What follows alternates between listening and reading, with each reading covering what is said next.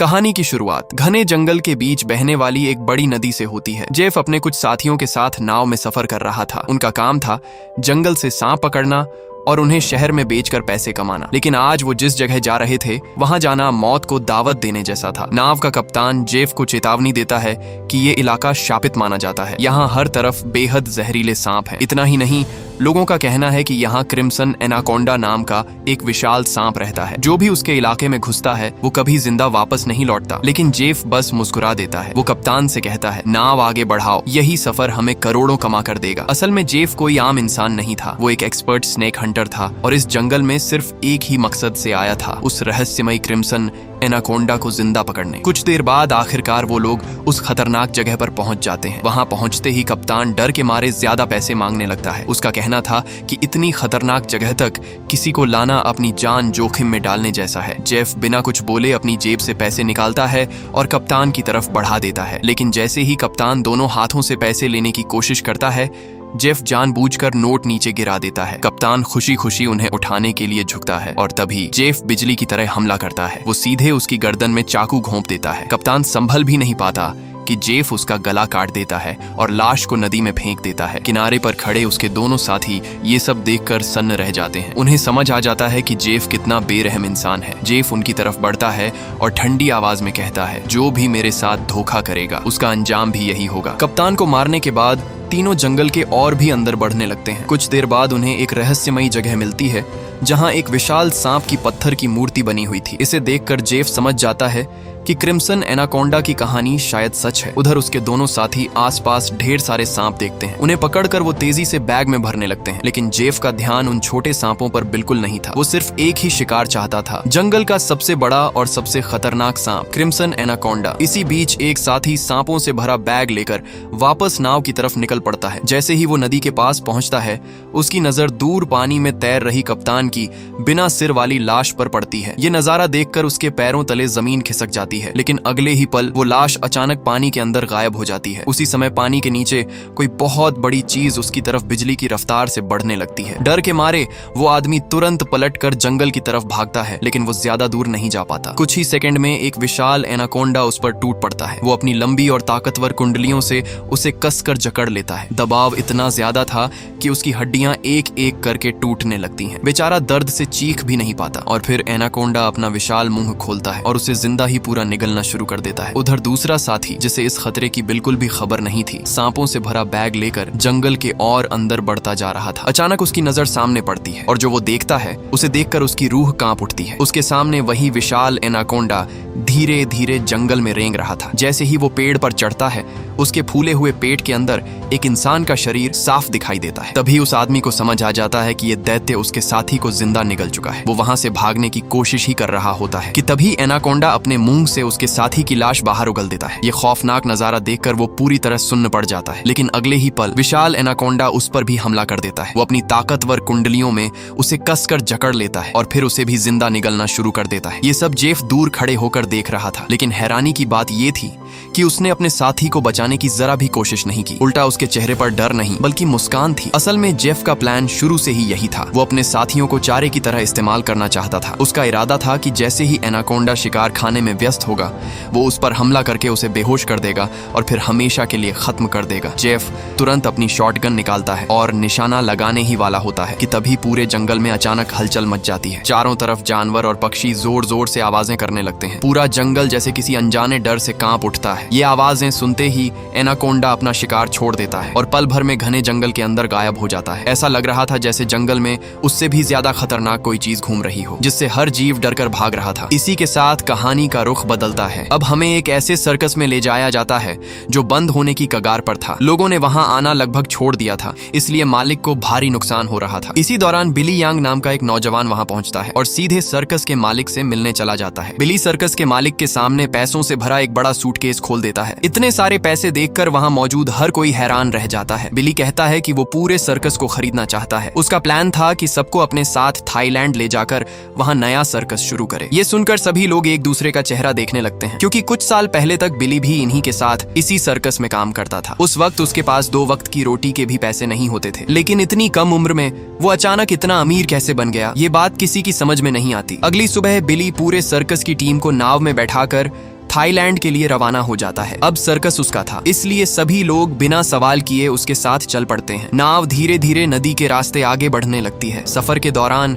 बिली चुपके से बाथरूम में जाता है और किसी को फोन मिलाता है। धीरे से वो कहता है, सारा माल तैयार है, मैं लोगों को लेकर जल्दी पहुंच रहा हूँ। उसकी ये बात साफ बता रही थी कि वो बाकी लोगों से कोई बहुत बड़ा राज छिपा रहा है। कुछ देर बाद नाव आगे बढ़ती है, लेकिन अचानक सब देखते हैं कि नदी का रास्ता पूरी तरह बंद पड़ा है। बड़े बड़े लकड़ी के बैरियर और भारी कंटेनर रास्ते में लगाए गए थे। कप्तान बताता है कि यहाँ से निकलना नामुमकिन है। वो कहता है कि अगर चाहें तो दूसरे रास्ते से जा सकते हैं, लेकिन उस रास्ते से थाईलैंड पहुंचने में काफी ज्यादा समय लगेगा। ये सुनते ही बिली का गुस्सा फूट पड़ता है। वो कप्तान को धमकाते हुए कहता है, हमें हर हाल में समय पर पहुंचना होगा। मैंने वहाँ शो के लिए पहले ही एडवांस ले लिया है। अगर हम नहीं पहुंचे तो सब कुछ खत्म हो जाएगा। बिली की बातें सुनकर कप्तान कुछ पल सोचता है और फिर एक ऐसा रास्ता बताता है जो छोटा तो था, लेकिन वहाँ जाना अपनी जान दांव पर लगाने जैसा था। कप्तान कहता है कि अगर रास्ता खोलना है तो इन बैरियरों को धमाके से उड़ाना पड़ेगा। बिली बिना एक पल सोचे इस खतरनाक प्लान के लिए हाँ कर देता है, लेकिन किसी को भी अंदाजा नहीं था कि वो अपनी सबसे बड़ी गलती करने जा रहे हैं। कुछ ही देर में कंटेनरों के पास बम लगा दिए जाते हैं, फिर रिमोट दबाया जाता है और जोरदार धमाके के साथ पूरा रास्ता साफ हो जाता है। लेकिन उसी पल कंटेनरों के अंदर छिपे हजारों सांप सीधे नाव पर गिर पड़ते हैं। अचानक पूरी नाव में अफरा तफरी मच जाती है। हर तरफ सिर्फ सांप ही सांप दिखाई दे रहे थे। वो लोगों पर टूट पड़ते हैं और जिसे मौका मिलता है उसे डसने लगते हैं। इसी बीच लेनी नाम की एक लड़की तुरंत समझदारी दिखाती है। वो हाई प्रेशर पानी का पाइप चालू कर देती है। तेज पानी की धार से उसके आसपास मौजूद सांप उड़कर सीधे नदी में गिरने लगते हैं। उधर बिली यांग डर के मारे बाथरूम में छिप जाता है, लेकिन उसकी किस्मत भी उसका साथ नहीं देती। अचानक बाथरूम की छत टूट जाती है और दर्जनों सांप उसके ऊपर आ गिरते हैं। डर के मारे बिली तुरंत नदी में छलांग लगा देता है और तैरकर किनारे पहुंच जाता है, लेकिन खतरा अभी भी उसका पीछा नहीं छोड़ता। जैसे ही वो जमीन पर कदम रखता है, उसके सामने एक खतरनाक किंग कोबरा फन फैलाकर खड़ा हो जाता है। वो हमला करने ही वाला था कि तभी एक आदमी आगे बढ़ता है और अपने पैर से कोबरा का सिर कुचल देता है। इस तरह बिली की जान बच जाती है। वो रहस्यमयी आदमी कोई और नहीं, जेफ था। अपनी जान बचाने के बदले बिली जेफ को भी अपने साथ नाव पर आने की इजाजत दे देता है। जेफ खुद को एक जंगल घूमने वाला एक्सप्लोरर बताता है। वो कहता है कि एक हादसे के बाद वो इस जंगल में फंस गया था। इसी दौरान सर्कस का एक सदस्य जिया अचानक अपने कान को पकड़कर दर्द से तड़पने लगता है। दर्द इतना भयानक था कि कुछ ही सेकंड में वो जमीन पर गिर पड़ता है। जेफ ध्यान से जिया की जांच करता है और कुछ ही सेकंड में उसे समझ आ जाता है कि असली परेशानी क्या है। वो अपनी उंगली पर हल्का सा कट लगाता है और उसे जिया के कान के पास ले जाता है। अगले ही पल एक पतला जहरीला सांप जिया के कान के अंदर से बाहर निकलता है और सीधे जेफ की उंगली पर काट लेता है। ये देखकर वहाँ मौजूद सभी लोग दंग रह जाते हैं। लेकिन सबसे हैरानी की बात ये थी कि जहरीले सांप के काटने के बाद भी जेफ को कुछ नहीं होता। वो बिल्कुल शांत रहता है, फिर आराम से उस सांप को पकड़कर नदी में फेंक देता है। ये सब देखकर लेनी को कुछ गड़बड़ लगने लगता है। उसे सांपों और उनके जहर की अच्छी जानकारी थी। वो बिली से कहती है, कोई इंसान इतनी आसानी से जहरीले सांप का जहर नहीं झेल सकता। ऐसा तभी होता है जब सालों तक शरीर को थोड़ा थोड़ा जहर देकर उसकी आदत बना दी जाए, वरना एक ही काट इंसान की जान ले सकता है। लेनी को अब यकीन होने लगा था कि जेफ कोई साधारण इंसान नहीं है, लेकिन बिली उसकी बात को नजरअंदाज कर देता है। वो कहता है, उसने मेरी जान बचाई और जिया की भी। अभी हमें उस पर शक करने की नहीं, उसका शुक्रिया अदा करने की जरूरत है। कुछ देर बाद जेफ चुपके से नाव के कप्तान के पास जाता है। वो उसे मोटी रकम का लालच देता है और एक नक्शा दिखाकर कहता है, अगर तुम मुझे इस जगह तक पहुंचा दो तो इससे भी ज्यादा पैसे मिलेंगे। लेकिन जैसे ही कप्तान उस जगह का नाम सुनता है, उसके चेहरे का रंग उड़ जाता है। वो तुरंत बंदूक निकालकर जेफ पर तान देता है और गुस्से में कहता है, दोबारा कभी उस जगह का नाम भी मत लेना। कप्तान बताता है कि वहीं क्रिम्सन नाम का विशाल एनाकोंडा रहता है और जो भी उसके इलाके में जाता है वो कभी जिंदा वापस नहीं लौटता। ये सुनकर जेफ बिना कुछ बोले वहाँ से चला जाता है। रात हो जाती है। कप्तान अकेला बैठकर नदी में मछली पकड़ रहा होता है। तभी उसकी फिशिंग रॉड अचानक जोर से पानी के अंदर खींच जाती है। ऐसा लग रहा था जैसे पानी के नीचे कोई बहुत बड़ी चीज उसे अपनी तरफ खींच रही हो। अचानक कप्तान के हाथ से फिशिंग रॉड छूट जाती है। वो उसे उठाने के लिए झुकता है, लेकिन तभी कोई उसे जोर से खींचकर सीधे नदी में ले जाता है। ये हमला किसी सांप ने नहीं बल्कि जेफ ने किया था। जेफ बेरहमी से कप्तान को मार डालता है, फिर उसकी लाश को नदी में चारे की तरफ बांध देता है ताकि जंगल में रहने वाला विशाल एनाकोंडा उसकी तरफ खींचा चला आए। कुछ देर बाद जब कप्तान वापस नहीं आता तो बाकी लोग उसे ढूंढना शुरू कर देते हैं, लेकिन काफी तलाश के बाद भी उसका कहीं कोई पता नहीं चलता। अब लेनी का शक और गहरा हो जाता है। उसे लगने लगता है कि कप्तान के गायब होने के पीछे जेफ का ही हाथ है। वो जेफ से पूछती है, कप्तान कहाँ गया? लेकिन जेफ ऐसे बर्ताव करता है जैसे उसे कुछ भी पता ना हो। वो बस इतना कहता है, ऐसे खतरनाक जंगलों में लोग अक्सर गायब हो जाते हैं। तभी पूरा जंगल एक बार फिर अजीब तरह से बेचैन होने लगता है। चारों तरफ पक्षियों की तेज आवाजें गूंजने लगती हैं। जानवर डर कर इधर उधर भागने लगते हैं। उसी समय नदी की तरफ से किसी बहुत भारी चीज के तेजी से आने की आवाज सुनाई देती है। सब लोग घबरा कर एक दूसरे की तरफ देखने लगते हैं। किसी को समझ नहीं आता कि आखिर पानी के नीचे क्या है, लेकिन जेफ सब समझ चुका था। उसके चेहरे पर डर नहीं बल्कि खुशी साफ दिखाई दे रही थी, क्योंकि वो इसी पल का इंतजार कर रहा था। नदी की गहराई में एक विशाल एनाकोंडा सीधे उसी जाल की तरफ बढ़ रहा था जो जेफ ने पहले से तैयार किया था। अचानक जाल से बंधी रस्सी पूरी ताकत से नीचे की ओर खींच जाती है। जेफ तुरंत उसे पकड़कर पूरी ताकत से खींचने लगता है, लेकिन इतना बड़ा दैत्य पकड़ना आसान नहीं था। अगले ही पल पानी जोरदार धमाके के साथ फटता है और सबके सामने एक विशालकाय एनाकोंडा बाहर निकल आता है। उसे देखकर सबकी सांसें थम जाती हैं, क्योंकि इतना बड़ा और खौफनाक सांप उन्होंने अपनी पूरी जिंदगी में कभी नहीं देखा था। उस विशाल एनाकोंडा को देखकर नाव में मौजूद हर इंसान के होश उड़ जाते हैं। अचानक सांप पूरी ताकत से रस्सी खींचता है और जेफ सीधे नदी में जा गिरता है। विशाल एनाकोंडा उसे पानी के अंदर खिलौने की तरह इधर उधर पटकने लगता है, लेकिन जेफ हार मानने वालों में से नहीं था। अपनी जान बचाने के लिए वो पास में तैर रही एक छोटी नाव तक पहुंच जाता है और जाल की रस्सी उसी नाव से बांध देता है।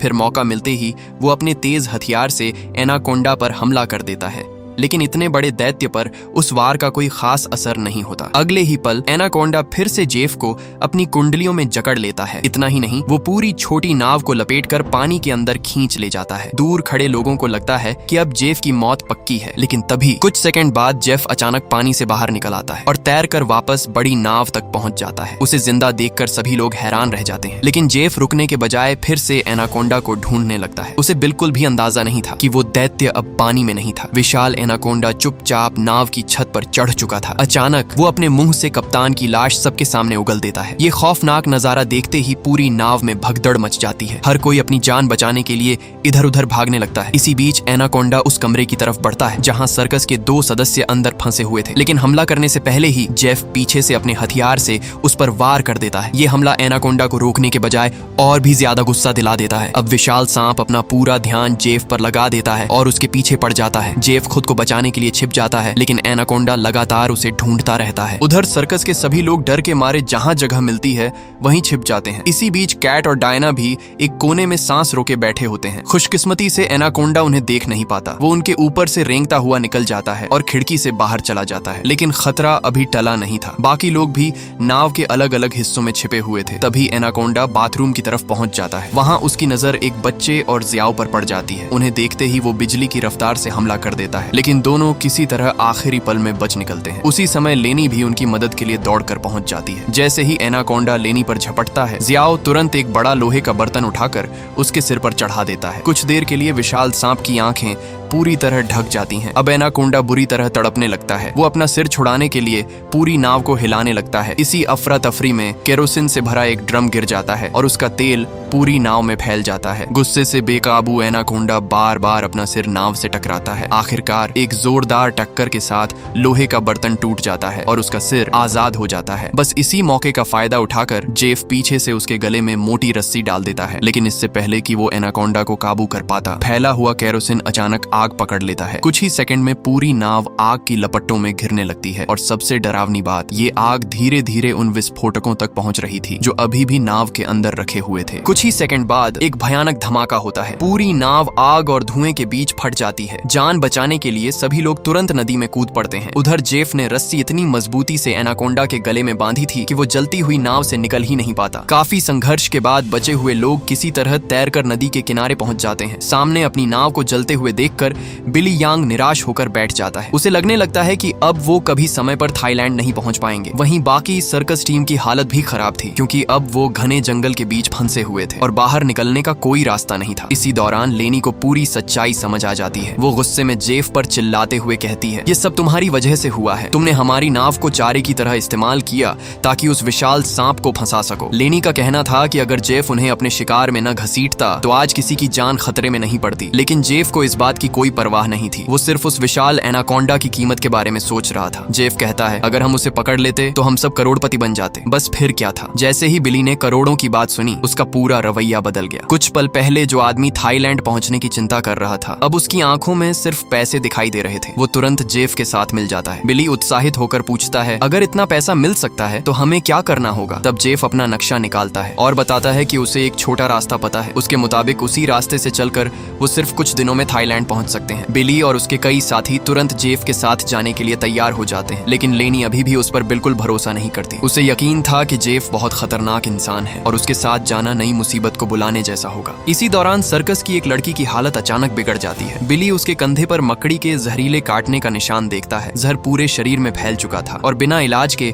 उसकी मौत तय थी। तभी जेफ कहता है, दवा मेरी नाव पर है, अगर इसे बचाना है तो हमें वापस जाना होगा। मजबूरी में सभी उसके साथ निकल पड़ते हैं। कई घंटों बाद रास्ते में एक आदमी नदी का पानी पीने लगता है, लेकिन जेफ उसे तुरंत रोक देता है। वो बताता है कि इस नदी में खतरनाक परजीवी हैं, जो शरीर में घुस जाए तो इंसान प्यास से पागल होकर बार बार पानी पीता है और आखिरकार उसी नदी में डूबकर मर जाता है। आगे बढ़ते बढ़ते सभी भूख से बेहाल हो जाते हैं। तभी जेफ चट्टानों के बीच से एक सांप पकड़ता है। पहले उसका जहर निकालता है, फिर उसे भूनकर खा जाता है। ये देखकर सब हैरान रह जाते हैं। रात होने पर सभी एक पुरानी सुरंग में रुककर आग जलाते हैं, लेकिन जेफ अकेला बैठा अपने नक्शे पर बने विशाल एनाकोंडा के निशान को घूर रहा था। और तभी उसे अपना डरावना अतीत याद आ जाता है। उसे याद आता है जब पहली बार विशाल एनाकोंडा ने उस पर हमला किया था। जान बचाने के लिए वो एक लकड़ी के बक्से में छिप गया और बक्सा नदी में जा गिरा, लेकिन अंदर फंसने के बाद वो बाहर नहीं निकल पाया। काफी समय तक कैद रहने के बाद कुछ लोगों ने रास्ता साफ करने के लिए डायनामाइट से धमाका किया। उसी धमाके में बक्सा टूट गया और जेफ आखिरकार आजाद हो गया। इसके बाद जेफ उसी टोली का हिस्सा बन जाता है और दिखाता है कि वो भी उन्हीं में से एक है। यहीं से कहानी वापस वर्तमान में लौटती है। जेफ चुपचाप नक्शे को देख रहा था। तभी बिली उससे पूछता है, क्या तुम सच में उस विशाल एनाकोंडा को पकड़ना चाहते हो? जेफ मुस्कुराकर कहता है, वो इस जंगल का असली राजा है। उससे हर जानवर डरता है। उसने कई खतरनाक जीव, यहाँ तक कि अपने जैसे बड़े एनाकोंडा भी मार डाले हैं। फिर वो कहता है, अगर हम उसे जिंदा पकड़ लें तो एक ही रात में करोड़पति बन जाएंगे। करोड़ों का नाम सुनते ही बिली का लालच फिर जाग जाता है और वो तुरंत जेफ का साथ देने के लिए तैयार हो जाता है। रात गहराती है और सुरंग में सोए सभी लोग नींद में डूब जाते हैं। तभी एक कर्मचारी की आंख खुलती है। बाहर से अजीब आवाज आ रही थी और उसका भाई भी गायब था। वो दौड़कर नदी किनारे पहुंचता है, जहां उसका भाई खुद को पानी में डुबोने की कोशिश कर रहा था। वो उसे रोकने जाता है, लेकिन तभी उसकी नाक से छोटे छोटे परजीवी निकलते हुए दिखाई देते हैं। उसी पल उसे समझ आ जाता है, उसके भाई ने नदी का पानी पी लिया था। जेफ की चेतावनी सच साबित हुई। उन परजीवियों ने उसे ऐसी प्यास दी कि आखिरकार वो उसी नदी में डूब गया। भाई की मौत देखकर वो आदमी वहीं टूट जाता है। अगली सुबह पूरी टोली फिर से जंगल की गहराइयों की ओर बढ़ जाती है। कई घंटों बाद सभी एक विशाल नदी के किनारे पहुंचते हैं। आगे जाने का सिर्फ एक ही रास्ता था, इस नदी को पार करना। लेकिन कोई भी पानी में उतरने की हिम्मत नहीं करता, क्योंकि सब जानते थे इस नदी में मौत छिपी है। मजबूरी में पूरी टोली पानी में उतर जाती है। तभी एक लड़का सामने इशारा करता है। सबकी नजर जैसे ही उधर जाती है, उनके होश उड़ जाते हैं। एक विशाल एनाकोंडा सीधे उनकी तरफ बढ़ रहा था। उधर जिसने अभी अभी अपना भाई खोया था, वो डर के मारे सबसे पीछे रह जाता है और यही उसकी सबसे बड़ी गलती बन जाती है। अचानक एनाकोंडा उस पर टूट पड़ता है, अपनी ताकतवर कुंडलियों में जकड़कर उसकी हड्डियां तोड़ देता है और